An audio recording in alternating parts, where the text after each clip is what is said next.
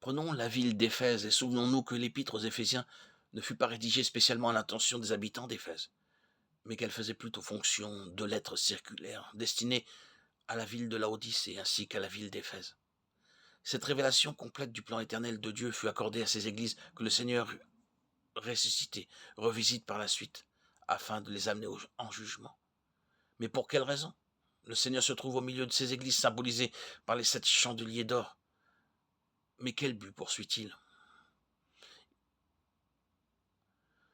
Il va reprendre ces églises sur la base de la pleine révélation du plan éternel qui leur a été confié. Bien des choses ne sont pas conformes au dessein du Seigneur. Quoi qu'il fasse l'éloge de tout ce qui est bien, il doit condamner tout ce qui ne va pas. Il relève donc les points positifs, ce qui ne l'empêche pas en fait de dire mais cela ne correspond pas à tout ce que je vous ai révélé, à tout ce que je vous ai montré. Je vous ai donné de voir mes conseils éternels dans toute la plénitude. Lisez donc les épîtres qui sont entre vos mains. Maintenant, c'est l'heure du jugement. Ce n'est pas que vous soyez viscéralement mauvais et corrompus, ni qu'on ne trouve chez vous pas le moindre atome de bonté et de vertu. Mais qu'avez-vous fait de la pleine révélation qui vous a été accordée? C'est là le nœud de l'affaire et ce qui va décider de tout. À celui qui vaincra. Vaincre, ce n'est pas seulement venir à bout de certains péchés, défauts, manquements ou faiblesses. C'est triompher de tout ce qui obstrue la pleine manifestation du plan de Dieu. Les 144 000 sont les vainqueurs. Et qui sont ces vainqueurs? Ce sont ceux qui ont saisi la valeur et le sens de toute la révélation du plan éternel de Dieu, ceux qui sont tout près de son cœur. C'est une question spirituelle. Cela vous impressionne-t-il si nous ne voyons pas les choses sous cet angle?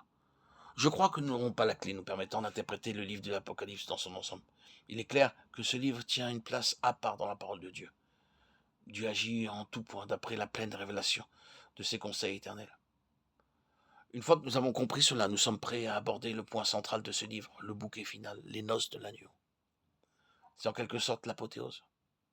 Et j'entendis comme la voix d'une foule nombreuse, comme un bruit de grosse eau, et comme un bruit de forts coups de tonnerre, disant Alléluia. Car le Seigneur notre Dieu Tout-Puissant est entré dans son règne. Réjouissons-nous, soyons dans l'allégresse et donnons-lui gloire, car les noces de l'agneau sont venues, son épouse s'est préparée. Les noces de l'agneau constituent le point culminant au-delà duquel il n'est plus possible d'aller. Le but de Dieu est pleinement atteint dans les noces de l'agneau, dans la pensée céleste de Dieu. Le mariage est une question d'identité.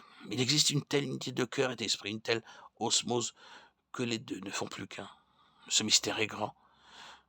Je dis cela par rapport à Christ et à l'Église. Éphésiens 5, 32. C'est l'union totale avec l'agneau. L'Église lui est parfaitement identique. Elle est semblable à lui. Elle lui ressemble en tout point. Lorsque ce but sera atteint, un suprême Alléluia retentira dans les cieux. Car le Seigneur obtiendra la satisfaction pour laquelle il a toujours œuvré. Son épouse s'est préparée.